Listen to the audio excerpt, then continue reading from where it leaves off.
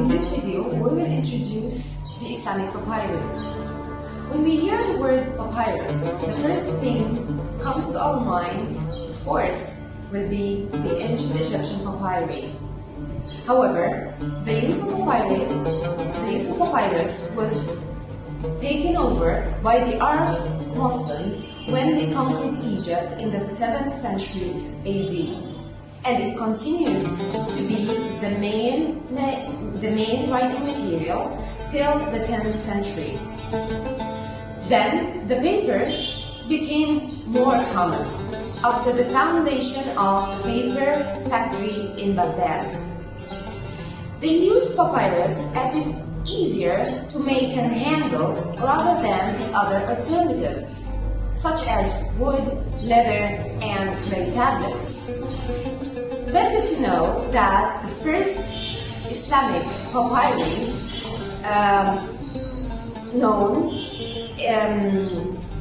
from the 9th century around 824 AD. But what is the importance of Islamic papyri? Through papyri we can read the history. The papyri also allows us to correct some mistakes, as everything in the papyri possesses an indication. Furthermore, papyri give us information about different aspects of life, such as administration, law, marriage, contract, and even seals, as the seal of Amr ibn al-As. Everyone is curious to know the story of discovering the Islamic papyri and who was the lucky one who discovered them. The Islamic papyri was discovered by a farmer in 1933 who found them in a pottery. This farmer gave or sent the papyri to Drovetti, who worked as the consul in Egypt at that time.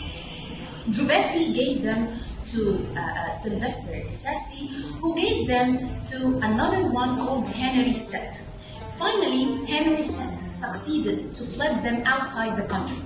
But actually, the first attempt to take or to send these papyri outside Egypt was performed by G. Trabus, who was a merchant, or a German merchant, who used to collect the papyrus from the farmers and sell them to museums in Germany and Austria, where most or the major part of these papyri preserved. Most of you believe that the Islamic papyri written in Arabic, but in fact, the Islamic papyri written in 3 languages: Arabic, Coptic, and Greek.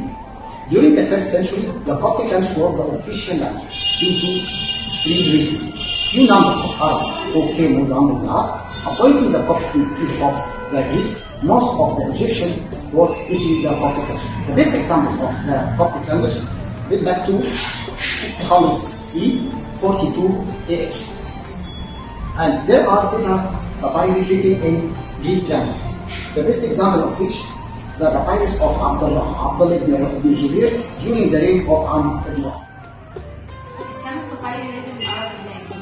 During the 1st century of Hijrah, the Arabic language was used in Levant and Tunisia. However, the Coptic language was official language during that time. Abu al-Aswad al-Du'ali was the first one to adjust the Arabic letters by adding some signs. This method was used in the writing of Quran. During the second half of the 1st century, dots were added to the Arabic letters by Nasr ibn Asim al-Laysi ويحيى ibn Ya'mur al-Adawi during the reign of Umayyad Khalifa ibn Marwan.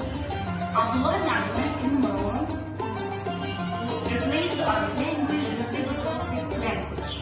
During the 5th century, the Arabic language became the official language during that time. The last type of Islamic papyri is bilingual papyri.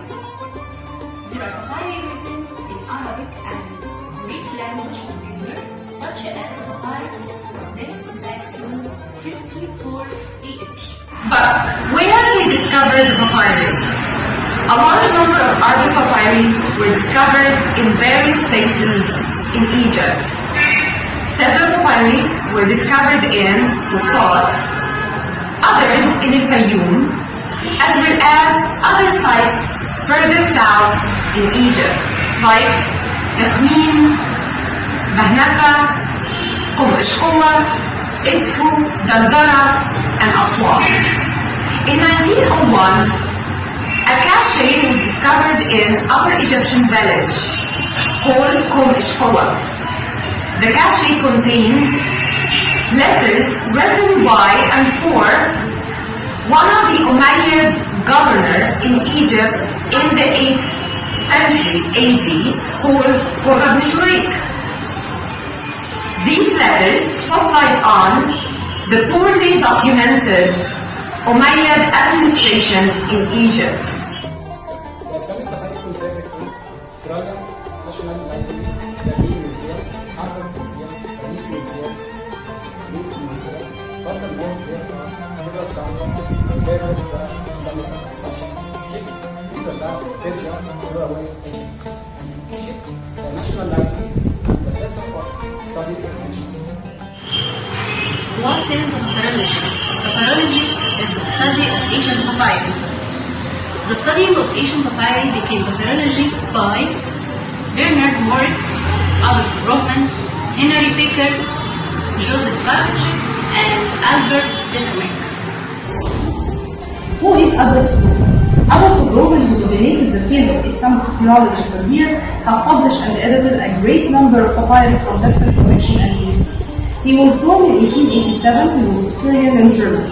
After the First World War, he immigrated to Czech and worked in Prague University. He studied a great number of papyri as the papyri of Ashbu Praga. He is also the author of a book called the Arabic Papyri, which consists of 6 parts and preserved in the National Library. He estimated that there are around 16,000 different papyri from different collections in America, Europe, and Canada. Another question would come to our minds. What is the topics included in the Islamic papyri? The vast majority of the Islamic papyri includes several themes, such as administrative, judgment, law, political, medical, and magical.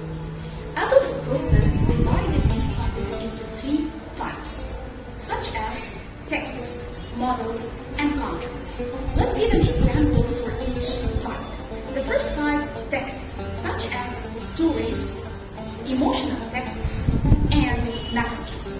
The second type, models such as the invoice of tribute that was placed by the writer like a specific forma on the papyrus filled with the sum of tribute and the signature of the writer.